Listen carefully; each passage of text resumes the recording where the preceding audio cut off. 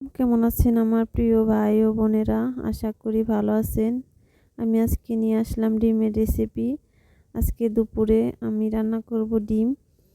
আর রান্না করার মতো কিছু নাইও, ফ্রিজটা নষ্ট হয়েছে, সেই কারণে ফ্রিজের মাছ মাংস অন্য ফ্রিজে রাখছি, আনতে পারি নাই। তাই তো ঘরে ডিম ছিল, ডিমটা আমি ভুনা করব। কিভাবে ভুনা করি সেটাই দেখাবো।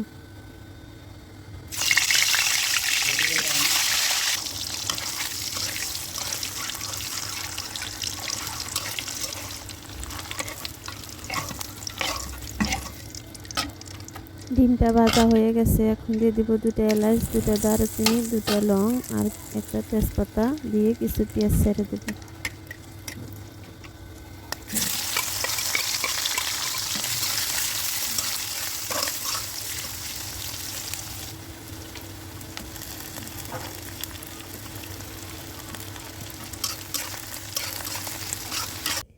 দিয়ে দিলাম একটা টমেটো কুচি, কাঁচামরিচ আর হলুদের গুঁড়া, মরিচের গুঁড়া দিয়ে এটা আরেকটু কষিয়ে আমি পাটায় বাইটা নিব। আর এটা বাইটা নেওয়ার কারণ মুখের ভিতরে মশলা বাজে, আপনাদের ভাইয়ার ভালো লাগে না, অস্বস্তি লাগে, কাঁচামরিচে কামড় দিলে অস্বস্তি লাগে, তাই মশলাটা আমি পাটায় ভালো করে মিহিন করে বাইটা নেব। পাটায় এই জিনিসটা বাইটা নিলে আর কোনো কিছু মুখে বাজে না, খেতে অনেক ভালো লাগে। কিছু পেঁয়াজ দিয়ে তেলের ভিতরে আমি পেঁয়াজটা লাল লাল করে দিয়ে দিব মশলা বাটাটা। এই মশলা বাটাটা আমি ভালো করে কষিয়ে নিব।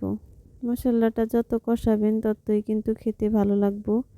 আর এটা তো আমি আগে ভাইজা নিছি, তারপরেও একটু ভালো করে কষিয়ে ডিমগুলো এখন ছাইড়া দিব। ডিমগুলা ছাইড়া দিয়ে আমি বেশ কিছুক্ষণ আবারও কষিয়ে নিব। এর ভিতরে আর আমি কোনো পানি ব্যবহার করব না, এই পানিতেই হয়ে যাবে। দিয়ে দিলাম একটু দুধের গুঁড়া আর দিয়ে দিব সামান্য একটু চিনি। এটার কারণে কিন্তু টেস্টটা আর একটু বাড়বে, খেতেও ভারী মজা। আপনারা এভাবে বাসায় ট্রাই করে খেতে পারেন, অনেক ভালো লাগে। আর দিয়ে দিলাম কিছু মশলা ফাঁকি। আমার রান্নাটা হয়ে গেছে।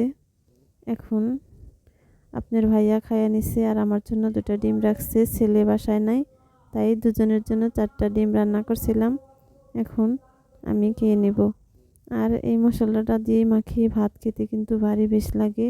আপনারা এই মশলাটা দিয়েই অনায়াসে 1 প্লেট ভাত খেয়ে নিতে পারবেন। ভালো থাকবেন সবাই। ভিডিওটা ভালো লাগলে লাইক, কমেন্ট, শেয়ার দিয়ে পাশে থাকবেন।